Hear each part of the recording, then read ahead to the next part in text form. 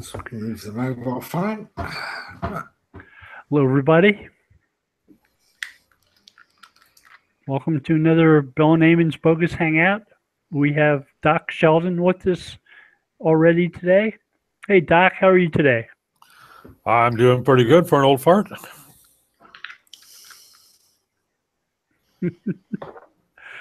So what's new with you?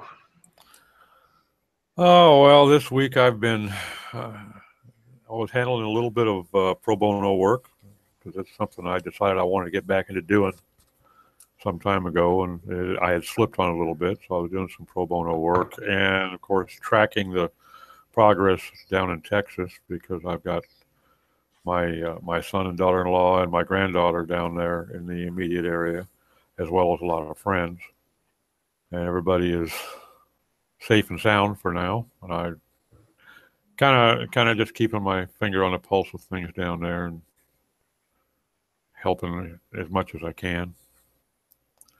Keeps me off the streets.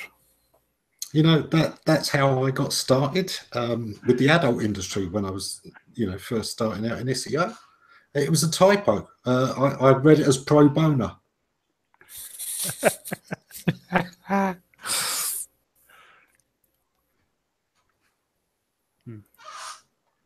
I must admit, though, it is one of those things. I like to keep a certain amount of free and for the good projects on the go at any one time. I like to have, two charitable efforts ongoing, because I think you do gain a lot of experience in helping others. It's extra cases that you're working on, extra things that you're getting to see, and I do think it's a good thing to put out into the community itself, and it's also a bonus to the person doing it because it does give them even more experience. Well, this one was an old friend, online friend from several years now that I noticed her site did not have a child theme, and I said, you really ought to, because for a lot of reasons, and so I said, I contacted her privately. I said, look, I'll be glad to do this for you. Let me set you up, because she's not that techie. And it ended up being about a day and a half exercise because the parent theme is a real oddball. And they had everything hidden in 16 different areas. And, the CSS was duplicated, and you couldn't even tell what was superseding what. So it ended up, I spent a whole day just trying to get the menu and the footer to display properly, just those two items. And so it ended up being a good learning exercise for me too. I found out, and in fact, I was using that parent theme on another site, but in a very generic format, just because it was a site I wanted to get up and functioning, and it laid out well for me. I hadn't really got into doing any customization on it. So I got it, as much or more out of it as she did out of it, really. Yeah, it is one of those things. Child themes are so important. One of the good things is that, there is a plugin for WordPress that makes creating child themes an absolute doddle. That one-click child theme, yeah. I've used it before, and it works really well. Exactly that. And it means that you can then make significant changes to a theme, to personalize it, to tune it to exactly what you need it to do, and it won't all break the very next time that theme gets updated. Mm-hmm. Well, then the other thing was the fact that a lot of people, they'll load maybe they'll put up the 17 out of the box theme, and then they'll go ahead and create a child, and they'll call it 17 child. Well, now every hacker out there that has found exploits in 17 can tell at a glance.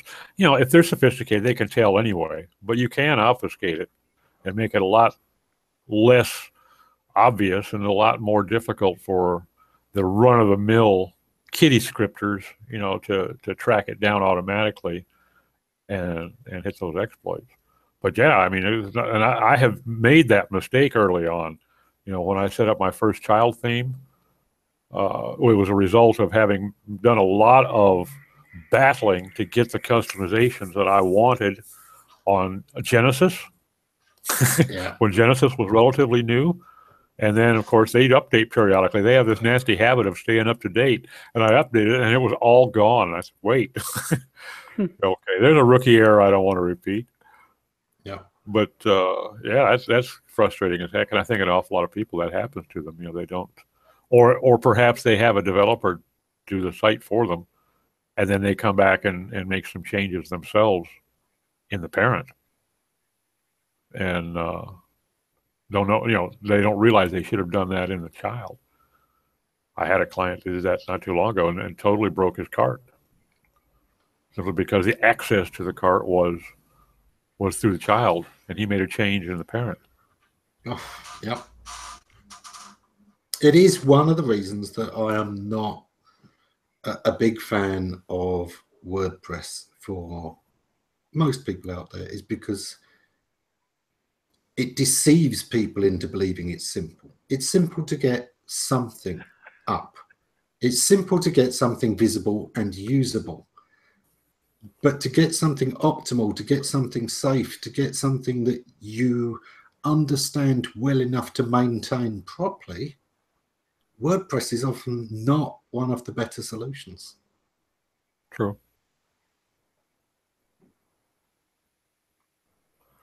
Where do you stand on it, Bill? I've had some issues recently with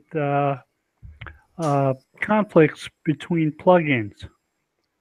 With one client, it kept an XML sitemap from being generated. And if you can't generate an XML sitemap and submit it to Google Search Console, Google Search Console doesn't have sufficient data to show you all the different things that it might provide, like mobile search friendliness or structured data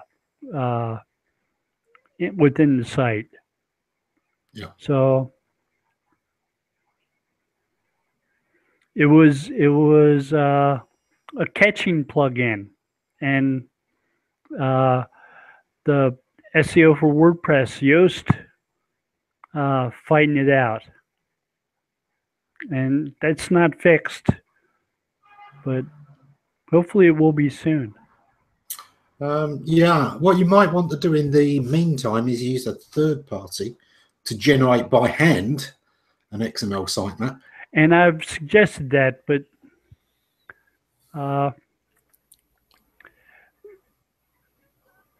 I suggested telling the client that. Yeah. And I don't think the project manager I'm working with has gotten to that point yet. But you work in the system you have. Yeah. Yeah. But for me, it would be one of those things that I can have the XML sitemap up that much faster while I'm getting a permanent fix on. And it's the sake of, an automatic generator of an XML sitemap. Right. And lots of people have made these things. John Mueller did this before he joined Google. It's not rocket science. It's very quick and easy to do. And there's no reason not to do it, really. Yeah. It doesn't take enough time that it's slowing you down in any way and getting a better, more comprehensive fix. And prioritization is always such a tricky thing. And I think, it is often where various agencies and companies on all sides of the equation can run into problems, is knowing what really does take priority. Because, yes, sometimes it is going to vary on a client by client, case by case, business by business basis, because where they've allocated resources can be so individual. Right. When I do site audits, I have a section after I've written up all the recommendations and so on, an executive summary where I prioritize the recommendations that I'm making and put information about how difficult or easy they are to implement and which things should ideally be done first and last.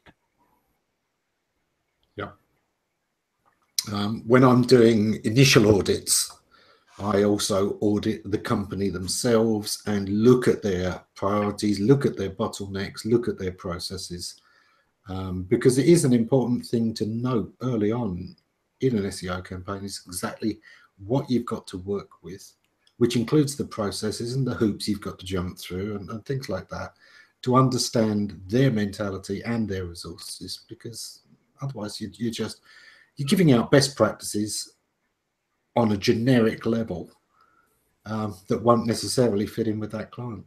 Exactly. Yeah. So often, especially with a larger company where they've got dedicated people handling different aspects of their online, you find that they're talking to different personas in different ways, and it's kind of counterproductive, And I discovered that with this one client here just about a year ago, that nobody had ever sat down with their social media people and told them, okay, here's the people that we want to go after. They simply told them, start a group, do this, and they were talking to academics like they were street friends. That doesn't fly real well. Doesn't build an awful lot of rapport. Right. I've worked with clients who didn't quite grasp the concept of e-commerce. One group was a bunch of food scientists, and they were making natural and healthy colorants and flavorings. So one of their keywords that they wanted to pursue was food coloring. And I had to explain to them that food coloring was often something that people went to a grocery store to buy to make sure their cupcakes came out the right colors. And not necessarily a product that most people were using in industrial batches of food to get a certain consistency of coloring. Yep. Very different audience. Right. So most of the people who might find them for food coloring weren't the people they expected. Yeah. And also, on top of that, something like that can sometimes be more generic than they initially want to go. If they don't, if their strength is that, it's medically and environmentally superior, it's not always price superior. And unless you are looking for the right people, i.e. people already interested in this product, it could be a bit more of a turkey shoot. So with that kind of thing, I would definitely be looking at safe industrial food colorings as a keyword before industrial food colorings before food colorings.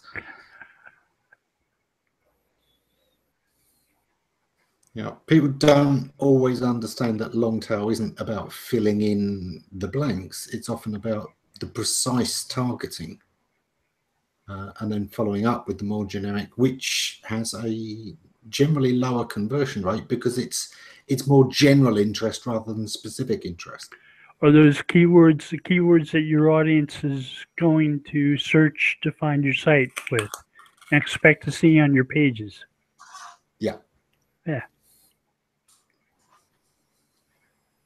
Yeah, it's a bit like, years ago, talking about a client who they, had physical video recorders in the early days of the web. And of course, they wanted to be #1 for video. Most people searching for video online are looking for the actual video, and they're looking for it in an online format. If you go for players, that includes software video players. So again, it may be a lot more generic. There's a lot more volume there than are actually interested in your product. So the numbers you're basing your, we should go for this phrase because so many thousands of people search it. Yes, they do. and most of them are not interested in what you're doing. You know, you have to sometimes get hyper targeted first, because it gives you the real accurate benchmark of how well you are converting the people who are in your market, and then worry about converting the people who were actually originally looking for something similar and have been persuaded to try your product instead. Right. It's like when you come across those clients who decide that they want to do the keyword research themselves and No. find the keywords that have the highest search volumes. And back in the day when that meant broad term search, you had to explain to them that that wasn't the amount of traffic they should expect to their pages. Well, yeah, I had a situation like that with a recent client where they, I mean, you know, the example I used was around software. You know, if you're trying to sell video editing software, yeah, you're going to see a lot more search volume on the term software. Do you really think that that's where you want to go? You know, are these the people you want to bring? Because if you're happy with a 0.00001 conversion rate and you're just looking to overload your servers, go for it. But if you want to get targeted traffic in there and get up into a single or even double-digit conversion rate, you need to find out what your potential buyers.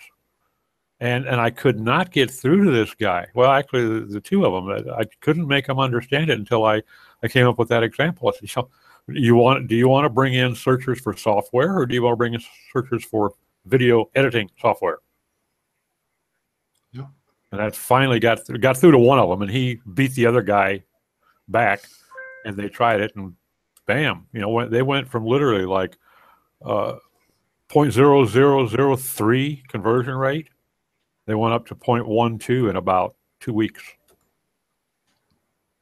And it's so important for people to understand, because quality score, you know, the amount of interaction on your ads dictates what price you are paying. If you go too broad, you end up paying a lot more or losing position than you need to.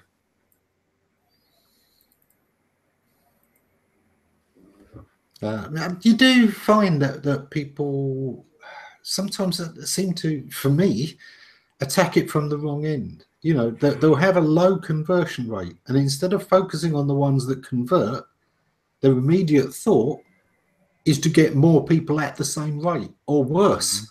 Mm-hmm. You know, sometimes they'll even go broader. Well, if we're getting this much, then we need to chuck this much more in the funnel. No, you need to fix the funnel first, because your funnel is a sieve. There you go. What's the point of spending, you know, X amount per visitor if you're converting the least amount of them that you could be? Is much better to first get conversion rate and then focus on the volume. Well, particularly in paid, of course, you know, because the dollars and cents involved. But even if you're just going purely organic, you know, if your campaign is being successful, you expect to see your traffic numbers go down. The volume should be dropping, but your conversion rate should be simultaneously going up. Yeah. You know, and I still, you know, I have clients all the time saying, but why is my traffic not going up? You know, why is my traffic going down? Because we're getting rid of the ones who you could never convert in the first place. And it's like being worried about your paint on your car being dull when you really should be concerned with the mileage, you know? Yeah. I noticed Dawn in the chat. Sorry to hear about your throat, Dawn. Hope you feel better soon. We are thinking of you. And Zara, yeah, she says she's got potential clients who make the keyword mistake. You get them, Doc.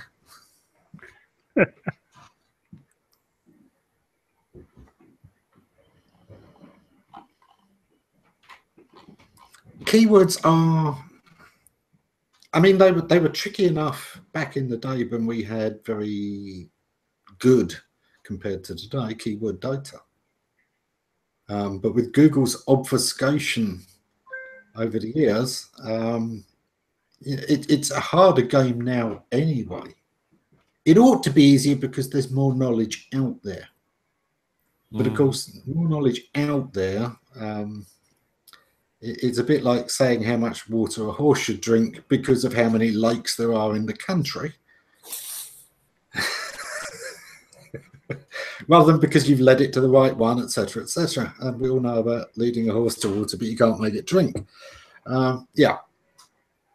It's in some ways a lot more difficult, and in some ways there is less excuse for you to make idiot mistakes because, let's face it, there is so much good advice out there. There's so many people who've made those mistakes who you could be learning from.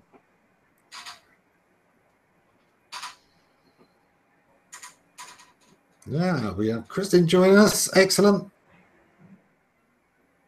Hey, Kristen. Hello, Kristen.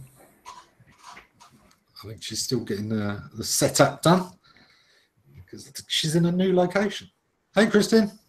Hey. Yeah, I need to get my headpiece so I don't annoy everyone. I'll be right back.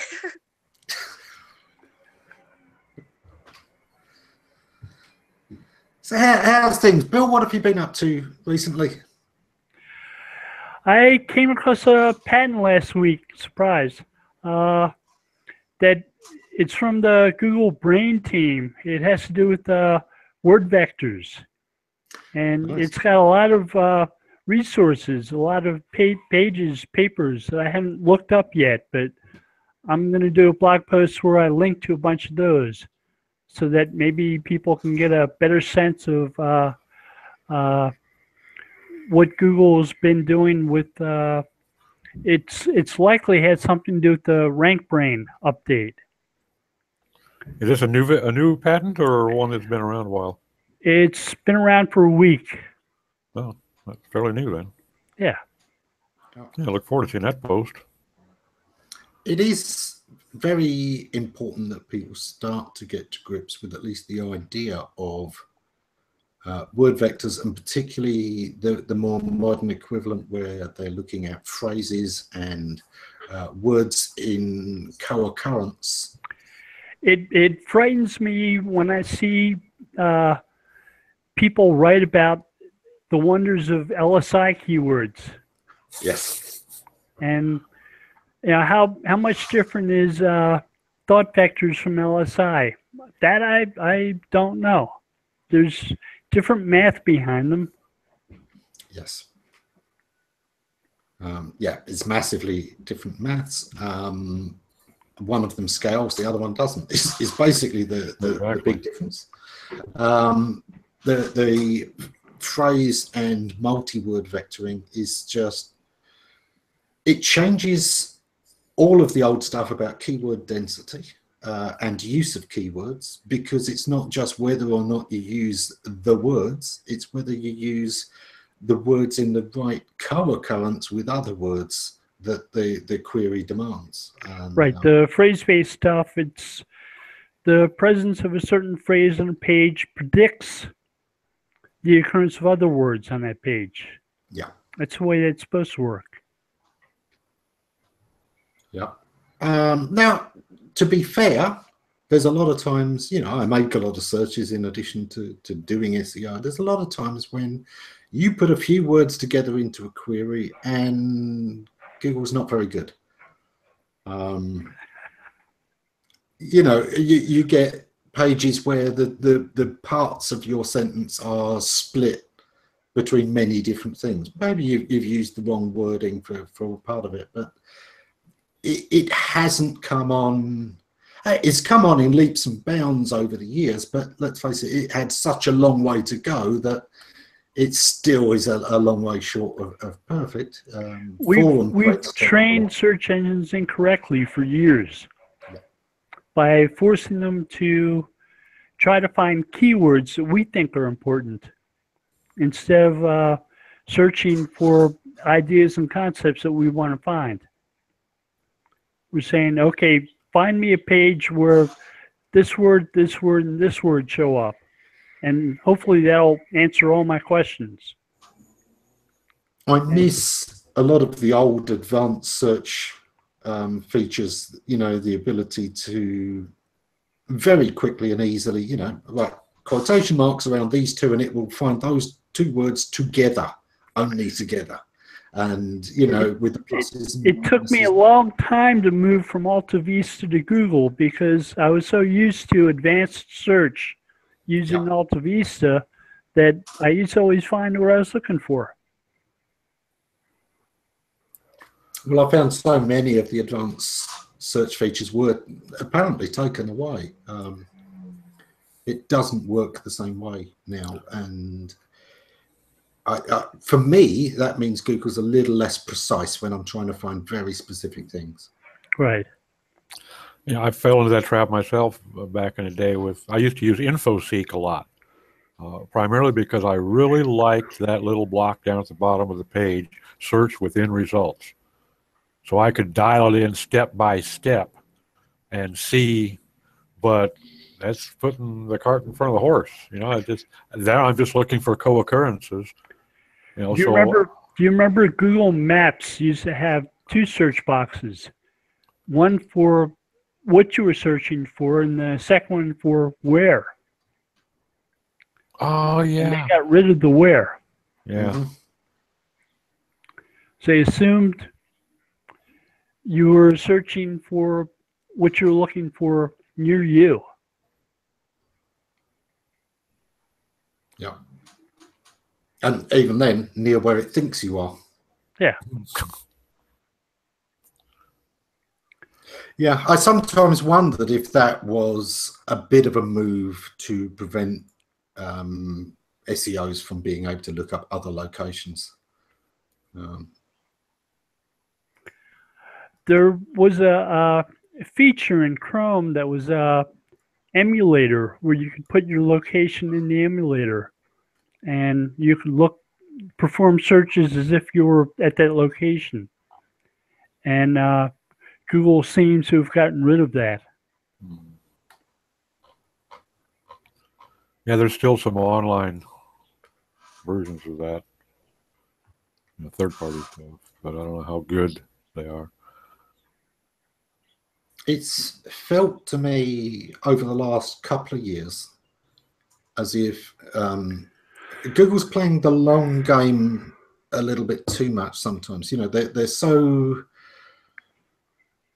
much want Google to become much, much better without all of the advanced features that they are taking away the advanced features to force more people to do these things and therefore force their algorithm to get better at doing it. But that's kind of penalizing those of us who needed to do this for a living and need it to be accurate and don't want to wait 2 years for Google to get as good as we were with advanced searching. Right. We don't want Google to spend all their time training their AI. Yeah. Or we do, but we don't want it to get in the way. Yeah. Right now, we are the customer. Yes, that's the business objective. Give us the ability to turn it off momentarily, you know? Yeah. Yeah. I mean, this was the thing with advanced search. You know, they say, oh, well, only a tiny percentage of people used it. Yeah, but which percentage? It was researchers. It was people who really knew what they were doing. You know, the power users. And to take away features from those, I don't know. Google shouldn't be proud of itself, considering it itself is so powered by academics. I use the USPTO website to search for patents because I can't use Google's patent search. Yeah. It orders my results by relevance. And I want to actually look at the complete search results and eliminate the ones that don't apply. Yeah. Because it's their version of relevance, not yours. Right. And often, you know, a lot of things for Google are mass market. And they need to understand, in some ways, they're so very good at personalization in other ways, they seem to fight against that and be continually looking for a search engine that is all things to all people. And we all know one size fits all actually means this is a very bad fit on everybody. But it's an equally bad fit on everybody. Google has their own jargon. The word content in a patent from Google doesn't mean content like in content marketing. Content means advertisements. Okay. So if you see a patent from Google that has the word content in the title, that means they're talking about advertisements.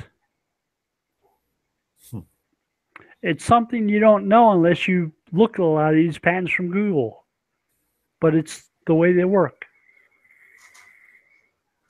Yeah. And a container is a structure that holds an advertisement.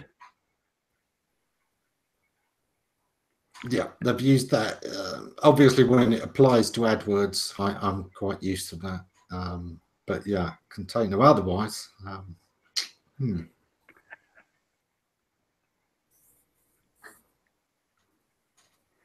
they've got a few others like that. It's not intuitive, but and you know, content for Microsoft doesn't mean advertisement. Advertisement means advertisement for Microsoft.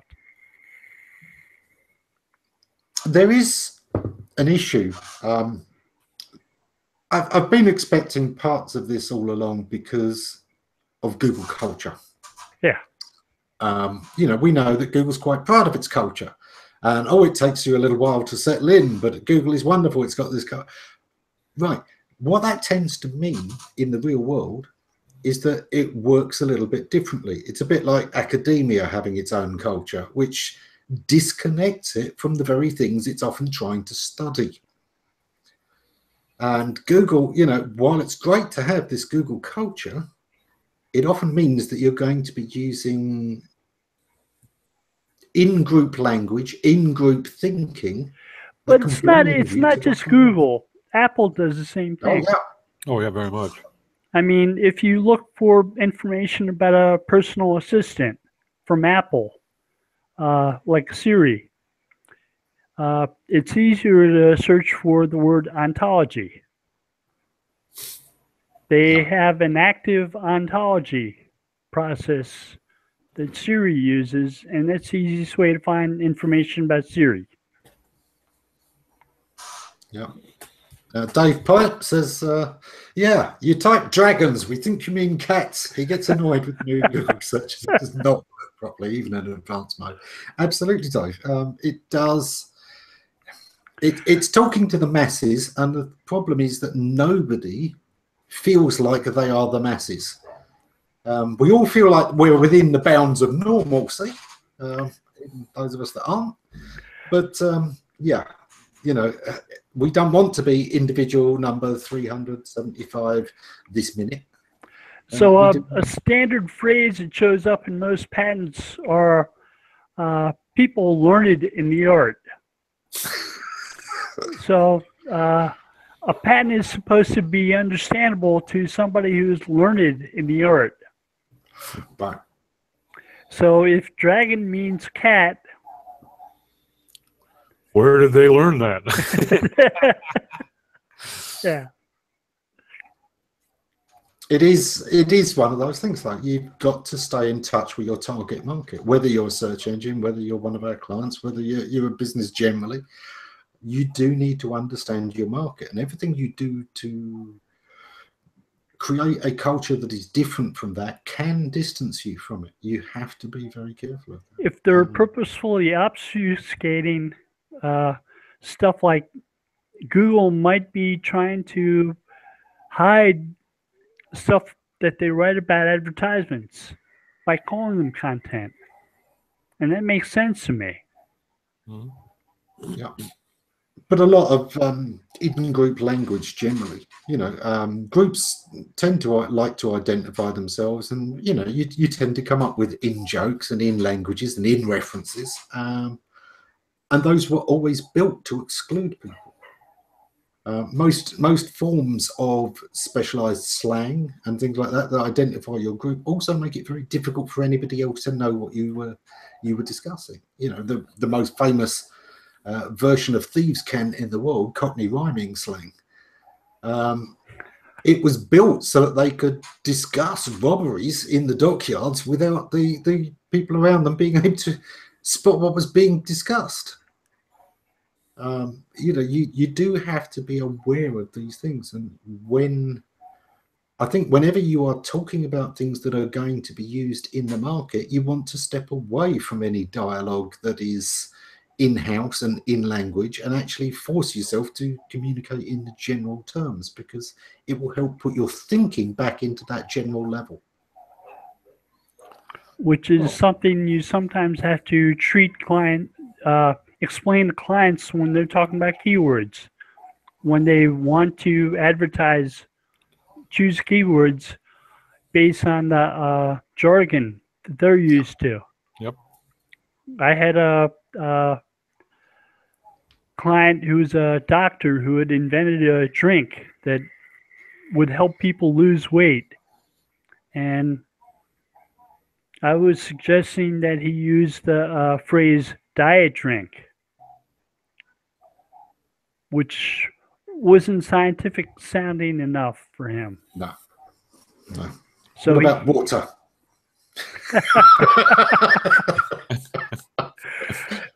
Oddly enough,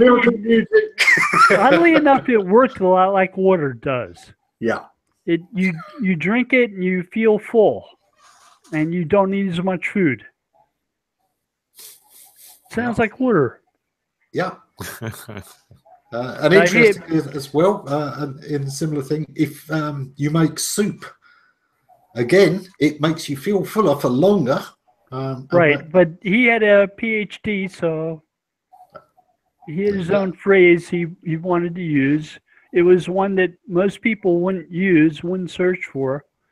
And I had a client meeting with him, myself, and three or four other people from my agency. And I asked him, after he insisted on using that, if he was interested in actually selling any product. Yep. And he said, yeah. I said, maybe that's not quite the best choice. They do sometimes get tied up, you know, oh, well, we're doing it for branding. We have to refer to it as this because it's our brand name. Well, that's great. If you only want to sell to people who already know and are converted to your brand. And when you're starting out, that's nobody. Right. Mm-hmm. And the phrase that he came up with was not a brandable term. It was not easy to remember, easy to spell, easy to say, easy to type. It was unlikely that anybody would search for it except for him. Yep.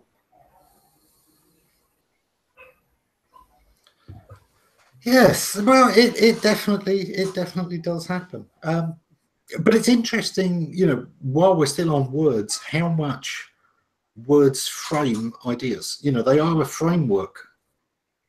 We tend to think, although there is a discussion of thinking in concepts, we also are somewhat framed by our language. I know several people who are very fluently bilingual who say that they find it easier to think about certain topics in one language and about different topics in another because the words are there. Have you ever seen the project at Berkeley called FrameNet? No, I haven't. It's it deals with industrial dialogue. You know, cooks, when they're talking about cooking in kitchens, have certain words and phrases they always use. Mm-hmm. So that's referred to as a frame set.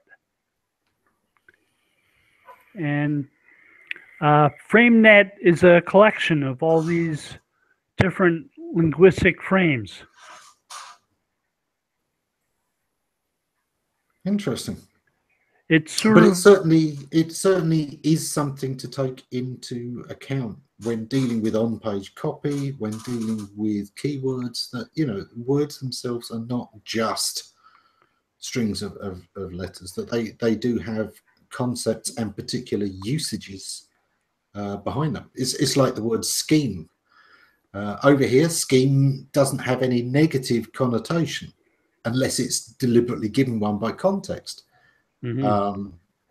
You know, so a payment scheme is absolutely fine here. In the US, that doesn't fly as well because scheme tends to be a similar, you know, associated with negative things like pyramid schemes and Ponzi schemes. Yeah. It makes me wonder why they therefore use the word schema. Because schema actually gets used in computer science contexts. There are databases that are schema free. Yep. But it is one of those very interesting things that, you know, there's a lot to words beyond how widely they're used. There is also this hidden context, and it is something that Google is increasingly going to have to grapple with.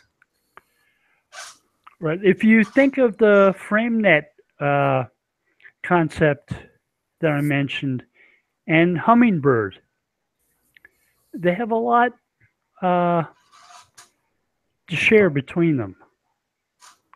The idea that certain words might predict other words and make them easier to rewrite. Yeah. And of course, you know, it is one of the examples you used to use years ago was, you know, things like Jaguar. Do you mean the car? Do you mean the animal? Or Thunderbird? Do we mean the drink? Do we mean the Jerry Anderson TV series? Do we mean the Native American creature? You know, there's all these different things, but let's take it to a word that's really common: base. Now, as we're dealing with voice search now, that's going to get even harder because you can't differentiate in sound between BASS, like a bass player, and bass as in BASE. Now, if we're talking about cooking, a bass is, you know, the basic sauce kind of thing that you're using, you know, the stock almost underneath. When you're talking in terms of, you know, architecture, it's very different. Music, it's different again. And that kind of knowing a context can radically change the kind of results you're looking for. Right. So the words that you speak that accompany those types of words give it context and allow it to be searched for. Right. Yeah. And again, that should be where personalization and search history come in. I may not have specifically used in this session anything that indicates I'm an architect, but if my general search history shows I do, then there's a higher chance than otherwise that I might mean the architectural version of this word and meaning of this word. We're back to that thought vector concept. Yeah. Yeah. Probabilities. Yeah. You know, when a non-architect is talking about elevation, he probably just means altitude. Or going up a couple flights, not taking the stairs. Yeah. So these things are going to have to be increasingly worked into search. Obviously, I don't think we're advanced enough yet for that to make the difference. As we're saying, you know, advanced search is bad enough. Turning up cats when you're looking for dragons. You know, these kind of things are still an issue, but looking down the line, this is going to have to become much more of a part, and especially, as I say, with voice search, where you've got words that sound the same and are radically different. Which is part of the reason why Google's gone towards entities, because people do search for entities, and if they can understand what within a query is an entity, they can optimize a search engine to find better answers more quickly. Yeah. Dave just shared another great example in the chat. He said it's like endorsements. In the UK, endorsements tend to be points on your license. Your license has been endorsed. It actually is a demerit. Whereas, of course, it's a good thing in the USA. Yay, we've got testimonials. Yeah, I got 4 new endorsements last week.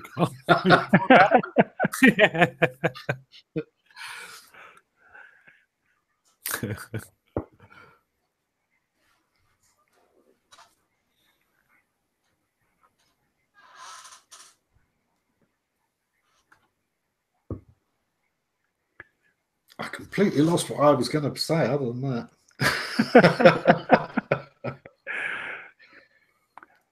Yeah, so I am working on writing something up with that patent, and there are a bunch of citations, articles that go with it that are referred to that hopefully will help explain it better. I'm going to try to see how many of them I can find. There are about 20 or so. It's going to be a long blog post because it's going to have a lot of links. Great. I'm looking forward to that one. I'm fascinated by, back when they first came out with Rank Brain, Dave, Harry, and I both dug into the theorized at that point in time technology behind it, and it was he that discovered it. This is all around vectors, and I was, since a few decades ago when I was in college, I hadn't touched vectors. And it took like 12 seconds to look at this and say, oh my God, this will scale. Okay? Because it's, my engineer's mind loves the fact that it is so purely mathematical. And it's such an easy way to scale massive data. And I haven't gotten back into it too much, but yeah, I'm looking forward to seeing that one, Bill. It ties in with some of the things I keep reworking my slide deck for brightness. Yeah. I must admit, there's parts of me that want to go, no, I don't want to do it. With suffering with anxiety recently, that getting up on stage has always been tough anyway. The weird thing is, as a kid, loved being on stage, love acting, never have a problem with that. I'm not exactly known for being shy and retiring. It's different being up there and feeling like all eyes are on me as me. And that's always been the key thing. And I do find that part very difficult. I used to blush like mad just getting introduced. Even at smaller gatherings than big seminars, if it was a group of 20 people and somebody said something nice as they were introducing me, I went right red. But yeah, I was reworking the slides for this because, yeah, one of the things I was going to take this into, my main topic is domain authority and other myths, but I do feel that LSI, keyword density, and things like that are all lasting myths that actually tie in very well. And part of that tie-in is, yeah, we know where domain authority came from. We can almost tie it back to particular discussions when people were looking at, oh, what about three-way linking, and what about link wheels? And we were saying, well, Google has a map nobody else has, which created the demand for third-party link evaluation tools even before PageRank disappeared as a toolbar thing. That we already had a reason to want to know what the link graph actually looked like in practice. And it's very similar. It started as an insider term. It was a quick way of talking about, the strength of a domain as a whole rather than an individual page. You used to talk about domain power or domain strength. Both IBM and Microsoft came out with papers that talked about estimating the ranking value of domains. So, they, as far as we know, weren't using PageRank. Although Microsoft did quite a few patents that referenced or worked with PageRank, Right. Hilltop, and things like that was sometimes based around that. We know TrustRank, which of course was Yahoo's thing, was I think PageRank became a bit of an industry standard, at least as a reference point, even if they were using a modified version. Microsoft wrote about something they called block level PageRank. Yeah. And we know that the way Google calculated PageRank changed. Yeah. Because the original PageRank was not scalable in terms of how it was calculated. And we know that changed. That's why the Google dance went away. There were ways of breaking that down or guesstimating close enough while it was being worked out continually in the background. But there was a way of turning this from something that had to be run extensively using immense processing to something that could be done in the background and continually fed into results. Right. When we got to caffeine, we got to incremental indexing process, where content on pages wasn't updated all at once. It was what's new since the last time we updated this page. Let's add that and look at it. Yeah, a bit like the way certain people look at patents, Bill. Yeah.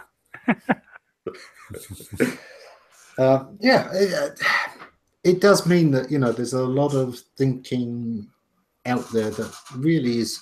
It may have once been based on something very practical and useful, but there's an awful lot in that black box that has changed that we don't know exactly how it's changed, and that assuming it still works in exactly the same way seems to me a huge assumption. Right. I've been looking at a lot of patents recently that are continuation patents, where they've updated the claims, and if they've updated them, that means there's a good chance they were using the earlier versions of the patents. Yep. And the way they've updated them provides hints or ideas on what they found was maybe more important. Yeah, and it's interesting to look, did they broaden the intent of the patent or did they narrow it? And I think probably 90% of the time they're narrowing it. That is, like you say, that's a flag that they were either using it or they've suddenly realized that they should be. I think that second part is very important. I don't think it always means they were using it. I think it sometimes means they identified why they couldn't, and have now sought to refine it to something that is actually more usable. A way of, we talk about noisy signals. Sometimes the update is a way of reducing the noise and therefore possibly putting it within the realms of usability. Right. So Navneet Panda rewrote one where it included, or he added click-through data to it. And a big part of the patent was how to reduce noise in click-through data. Yeah. Which I thought was kind of interesting that they would have a patent that covered that. Because that's something that Google spokespeople who say we're not using click-through data always seem to say about it. It's too noisy. Yes. Well, but I would imagine that it's noisy even in the level that they use it. Yeah. It's a lot less noisy in the context of SERPs, but yeah. I would think that for Google, for their engineers, that noise is probably one of the greatest concerns for just about anything that they're doing. Yeah.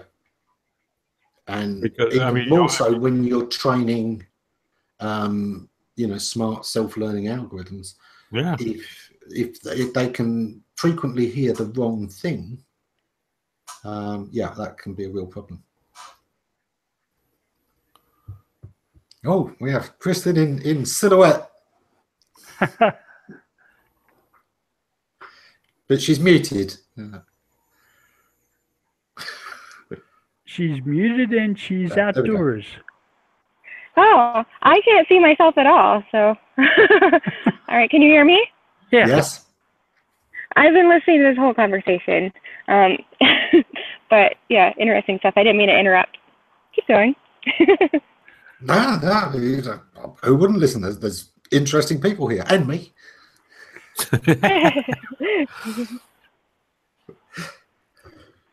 Yeah, it looks very sunny out. Where are you now? Colorado. Nice. Yeah, apparently it's greener than what it usually is this time of year. I was just thinking that. I always thought Colorado was pretty green state, but guess not. It depends. Some of it is quite sandy and dry. Some Yeah, of I it's guess very it's grey. a desert. I always think of Colorado as being mountains. Colorado's got a little bit of I was everything. wrong. Yeah. Kind of like California a little bit, but California has a beach too. Yeah, kind of, sort of. and lots of flowers, which Bill has been documenting most of. I have not been on the internet like the last 2 weeks. I think I made like one little Instagram post and that's it. I've just been taking it all. I didn't even know that there was a hurricane in Texas until a couple of days ago. Yeah.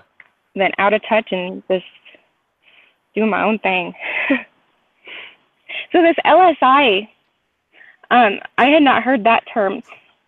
Would you mind explaining that, like the novice learner? Oh, you definitely have heard it. It's one of Dave Harry's favorite things. Latent semantic indexing. It's Oh, really, okay. I know that then. It's I just haven't really heard old stuff LSI. that was designed to work on very small, compared to the web, data sets. You know, up to 100,000 documents. It was scale. developed for enterprise databases from internal companies of documents that didn't change. You know how much the web changes every day? Yeah. Every minute. You know, people update websites all the time. They delete them. They add new stuff. They take stuff out. They comment. So content doesn't stay the same on the web. And latent semantic indexing requires documents that don't change. Yeah. Yeah, because it was kind of... LSI worked with vectors in a way, but in a different way. Support vectors, right. And when it does change, you have to run it again. Or it stops working. Yeah, in its entirety, which is the real bitch of it. Right. It's a bit like when you think of how they used to calculate PageRank and Google would go through the Google dance for 3 days. Imagine that every time any link was added to the web, anywhere, including navigation, i.e. a new page, you have to completely recalculate it all because it doesn't work anymore. That's LSI. Which is only marginally better than LDA. So yeah, it's one of those things. People harp on about it. They think it's this wonderful thing. Oh wow, I suddenly understand. Yeah, there's a lot of information about LSI, but it's complete poppycock in terms of actual search engines. It cannot apply in that shape at all, or even something massively similar. Word vectors do apply, but they are different. There is a tool maker who has a website called LSI Keywords. They don't say anything about themselves. They don't say anything about the technology behind them. It's all hidden. It seems to work. I typed in railroad car the other day to see if it would start giving me Volkswagens and Jaguars, and it didn't. it gave me boxcars and other railroad-related things. So it was on point correctly that way, but I don't know how it works. And when people talk about LSI keywords, they say, oh, those synonym things. It's like, no, that's not what semantics are. Exactly that. And yeah, I mean, it is the problem with semantics generally, is that, you know, when we're talking semantics in search, it's slightly different to when we're talking semantics with people. And to just assume that anything that talks about semantics is to do with search, it's ridiculous. But unfortunately, that's why LSI still does persist as a myth. Yeah. It's. Do you know who the makers are of this? Sorry, go ahead. Keep going. LSI was invented by people at Microsoft to help with search and things like Windows. So like the LSI tool that you're talking about? No, that Microsoft. Oh, okay. Who knows who made that? They don't say who they are on the website. Huh. That is very interesting. A lot of silent heroes. They don't charge for the use of the tool. Yep. So I don't know how they make money, how they're aiming to take over the world, but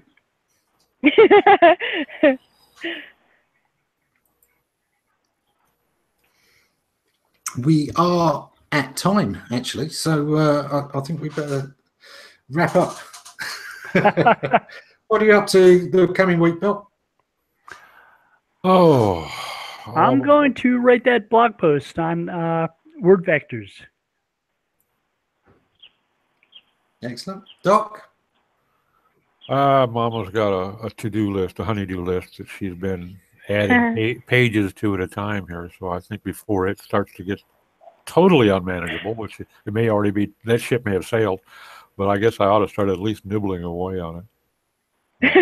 Yeah. I got a little breathing room here this week, and I just finished something else last night, so now I got a little bit of breathing room for a few days. So I guess I'll break out my toolbox and see how productive I can be on the home front.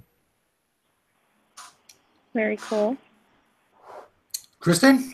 I'm going to be working my way back to Arizona. I'm going to miss Colorado. It's been a nice day.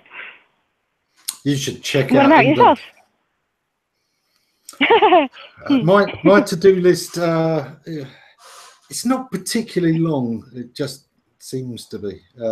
It does seem to take me longer to get things crossed off the list. But yeah, there's sometimes.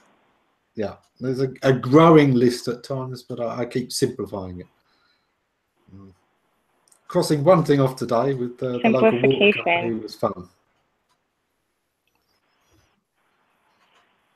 Anyway, cool. That's all we've really got time for this week. So thanks for joining us, everyone, and catch you again next time. Thank you.